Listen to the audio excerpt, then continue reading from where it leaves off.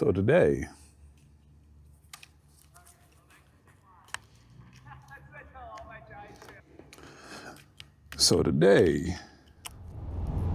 we're going to be talking about camera gear. So I'm switching it up today.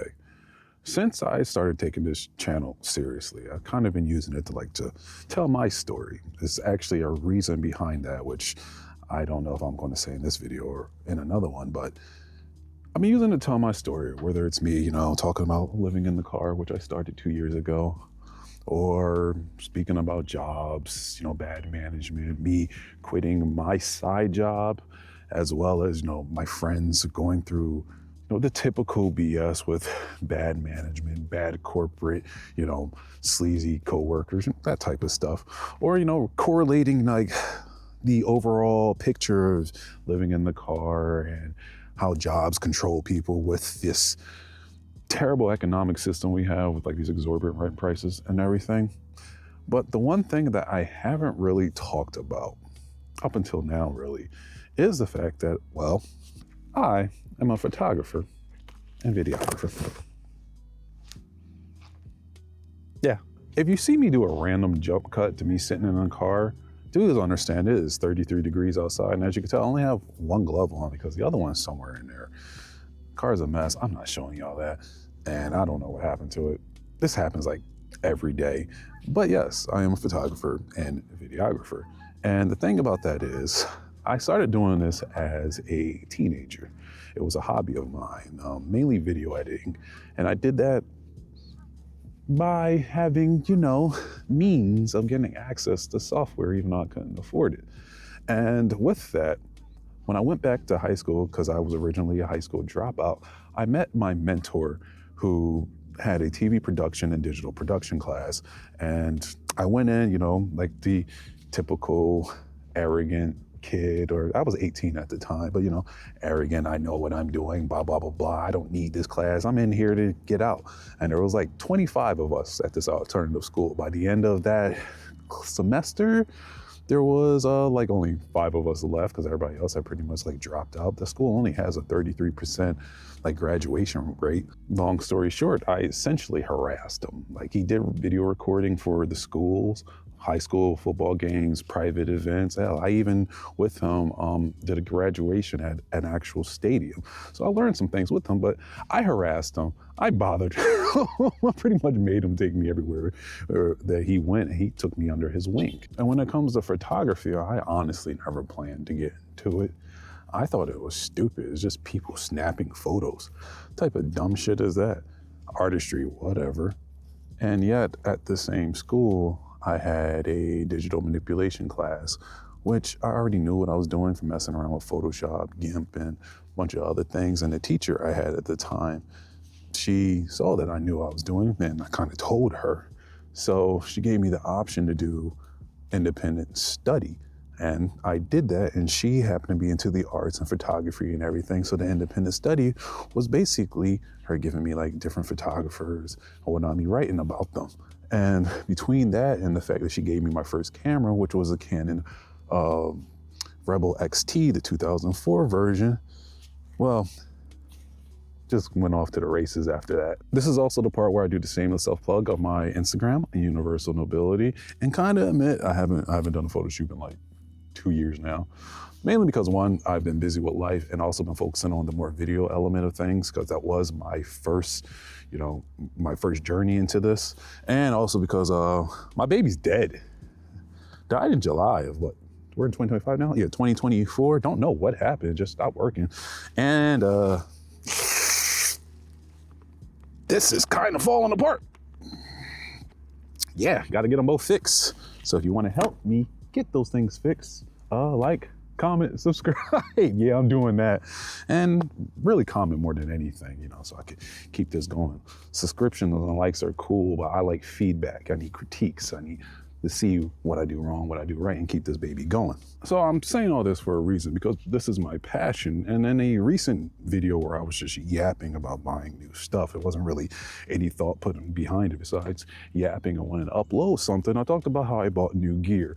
The gear would be that selfie stick the camera's on. B, this Hollyland lavalier mic, which was a great investment because it kind of freed up having like this long ass cable and everything that I had. Just if you're interested, go watch that and you'll see what I'm talking about. The setup was dumb. It worked at the time, but it was dumb. And C, this Viltrox focal reducer.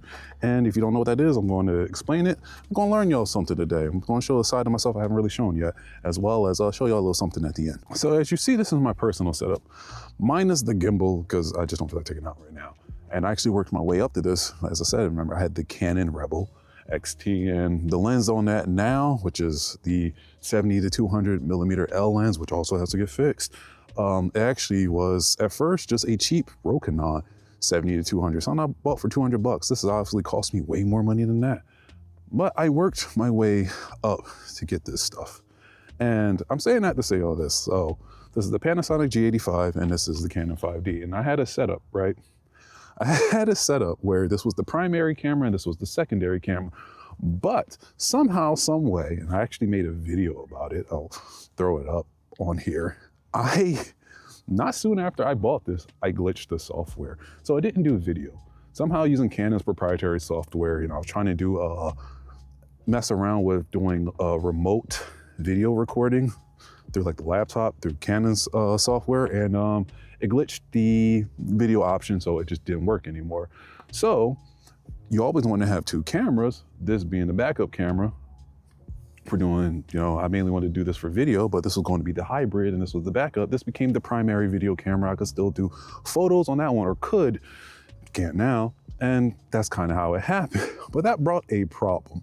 So because of that, this is a Micro Four Thirds camera. And this is a, what is it? This one's CMOS, I believe. I don't think APS-C is it. This is a full frame. That's what I'm trying to say. Micro Four Thirds and full frame. And what does that mean? So pretty much the Micro Four Thirds shoots in an aspect ratio of 4:3. If you ever remember those big old CRT TVs and monitors, well, that's a 4:3 aspect ratio, which I don't remember. I think 1280 by 720 is 4:3. Don't quote me. No, that's 720p. I don't remember what 4:3 is. Like the actual resolutions, just know what the aspect ratio is. I'll probably throw something up for that. Meanwhile, this right here is a full frame. I think with its sensor, it is equivalent to 35 millimeter, which is basically like the standard that people use because of whole 35 millimeter film from like the old days. People still kind of use it today, but most things are digital, right? I think I have it correct. I'm just going off the top of my head.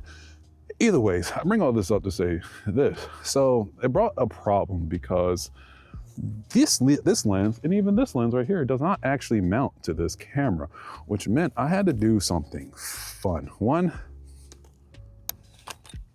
I had to buy this adapter. Just a simple adapter, nothing inside of it. It allows me to attach a lens on here. The thing is, these lenses are electronic, and this is just allowing the sensor and the glass to, work. So I had no control over this lens. Basically, I would have to set the aperture. If y'all know what the aperture is, aperture controls, come on, I gotta get this right. The depth of field.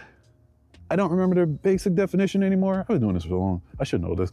But with your aperture, you basically want to use it like to control your depth of field. So with a wide open aperture, that's a small number. So pretty much if you ever see something like person being blurry, like if I was to blur behind me, the depth of field, that's from a wide open aperture. And that would be like 1.2, 1.4.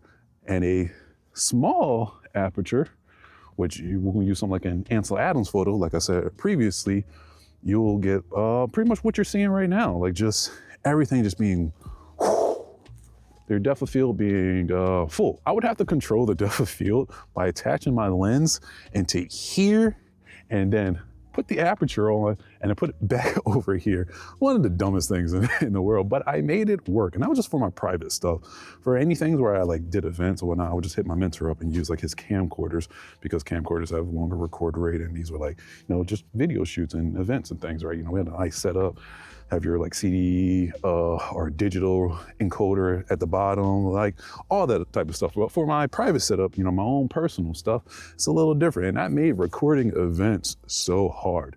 Maybe I did it, but it was hard, especially because of something called crop factor. So to explain crop factor, and for those of you that don't know what that is, but you have cameras, like maybe you just like to use it at events, family functions, yada, yada, yada. You are most likely dealing with crop factor if you don't have a full frame camera, and most people don't because they're kind of expensive. The 5D Mark IV up until recently was new $2,500. It finally went down like last year, I believe. Like it's an expensive and still expensive camera. So basically the way that works is you're not getting like the full focal length that you want out of it. So say I wanted to record at 24 millimeters, which is actually what my camera is recording at now, the Sony Sony 1.3, Sony A1.3. Why do these naming conventions are so stupid? Why can't y'all just have like simple things? Jesus. And let's say I wanted to get the 24 millimeters out of my actual lens. Well, because of crop factor with the Micro Four Thirds, it's ×2. So it's actually, I'm going to get 48 millimeters right here. And please, please, please spare me the thick comments. Please, I get it. I've been living with it all my life. Getting involved in sports, as my mom told me, didn't make it any better. She warned me too. She was like, you're doing all lifting and anything? She's like, oh, it's only going to get worse. Yeah. The booty comments everywhere I go. Lord, save me. But if I'm to change that and put the focal reducer on, this one which has a locking ring on it that I like, 48 millimeters now becomes 34 millimeters.